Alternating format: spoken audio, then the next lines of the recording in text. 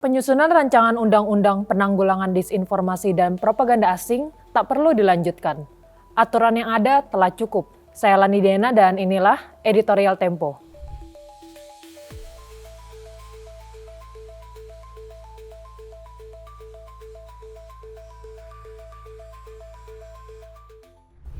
Seandainya Presiden Prabowo Subianto terbuka pada kritik, pemerintahannya tak perlu merancang undang-undang penanggulangan disinformasi dan propaganda asing. Aturan itu bakal memperparah pembatasan kebebasan berpendapat. Berbagai aturan dan lembaga negara saat ini lebih dari cukup untuk mencegah disinformasi. Keinginan membuat aturan melawan disinformasi dan propaganda asing datang dari Prabowo sendiri. Kementerian Hukum menerjemahkan keinginan itu dengan membuat naskah akademik yang draftnya beredar ke publik pada pertengahan Januari 2026. Pemerintah berupaya menyisipkan rancangan undang-undang disinformasi dan propaganda asing dalam program legislasi nasional 2026 yang sebenarnya telah ditetapkan pada September tahun lalu. Masalahnya, Prabowo tak bisa membedakan kritik dengan disinformasi.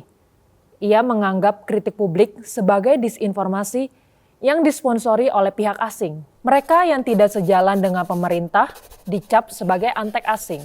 Sikap yang bisa dianggap sebagai paranoia itu telah ditunjukkan Prabowo lebih dari 1 dekade lalu, terutama dalam kampanye pemilihan presiden. Maka wajar jika publik bertanya, aturan itu bertujuan melindungi Prabowo sendiri atau rakyat Indonesia? Disinformasi juga propaganda memang menjadi ancaman di seluruh dunia, meski di sini pemerintah juga ikut menyebarkannya lewat pendengung dan lembaga negara. Berbagai negara memberlakukan aturan khusus untuk mengatasinya. Pada negara yang menghargai kemerdekaan berpendapat seperti Inggris, undang-undang itu digunakan bukan untuk mengatur konten, melainkan pelakunya. Pemerintah Inggris tidak berupaya mengontrol konten media sosial ataupun media massa. Namun, di negara seperti Singapura dan Rusia, aturan itu bertujuan menyetir suara rakyat agar tak berbeda dengan pemerintah. Di dua negara itu, pengaturan disinformasi bisa efektif karena setidaknya 2 faktor.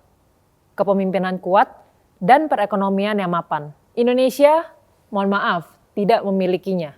Perekonomiannya rapuh dan kepemimpinannya tidak cukup kuat. Alih-alih berhasil mencegah disinformasi, pemberlakuan undang-undang penanggulangan disinformasi dan propaganda asing justru akan menjadi alat penguasa menekan rakyatnya sendiri. Lagi pula, pengertian disinformasi dan propaganda menjadi kabur dan bias bergantung pada siapa yang merumuskannya.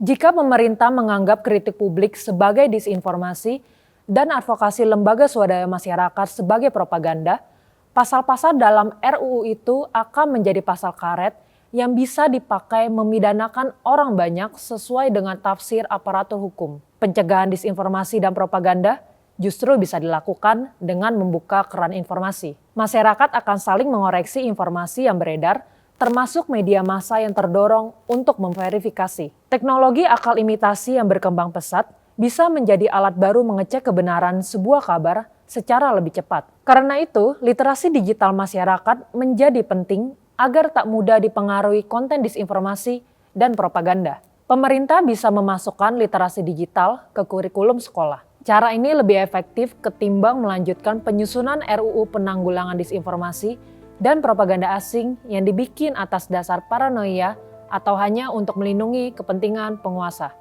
Simak editorial dan liputan selengkapnya hanya di tempo.co.